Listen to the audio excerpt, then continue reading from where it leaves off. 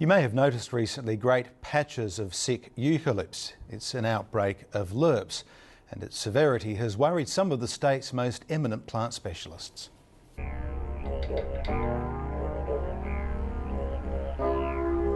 Few things say Australia more eloquently than one of these.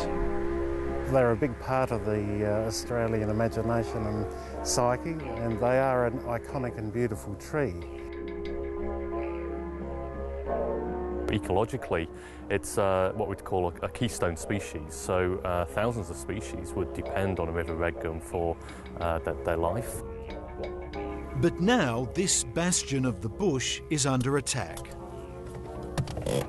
Over the past month, the State Herbarium has been taking calls and inquiries from people worried about sick trees throughout the Adelaide Hills.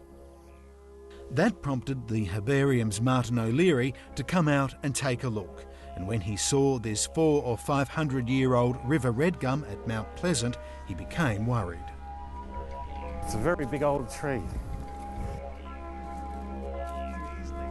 They're under some stress. They're defoliating, dropping their leaves.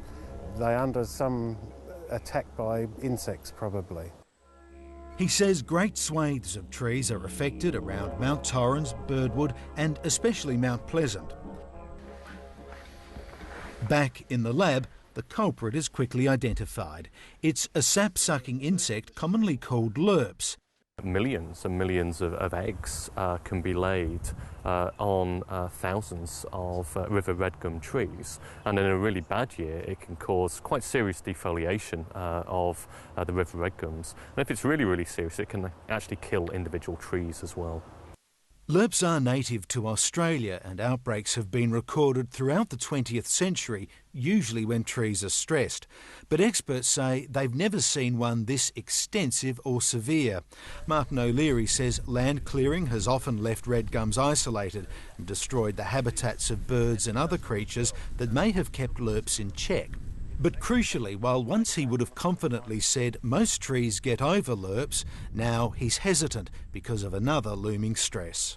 I'm less confident these days because there's quite a lot of evidence that there is global warming and some sort of climate change. This year's attack by lerps is pretty significant. We're seeing some trees starting to die now, but certainly the level of defoliation is significant.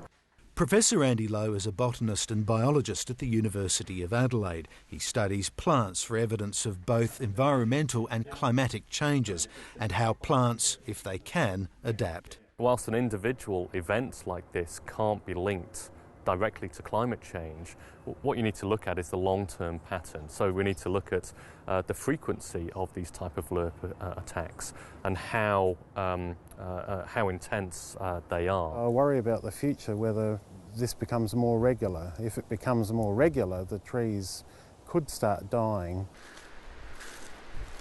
It's a view of the future that has already affected how former SA Forests ecologist Brian Jett manages his land near Birdwood. It's better to have healthy scepticism and plan for the future, because one of the issues I've done is planted trees from the Flinders Ranges down here, thinking that in time it will get drier, and so if I want a crop or I want something to survive, that's the only thing you can do. Andy Lowe says river red gums won't go completely extinct. They're too widespread and too hardy. But in some areas, he says, the trees may not be out of the woods. Ultimately, if those trees are stressed and they're not adapted to that location, they may go locally extinct in those locations and other species that are more adapted come in. I mean, ecology and ecosystems, they're not a static entity. They're a very dynamic entity, but we need to give those systems the room to breathe and move to express their dynamism as the climate changes.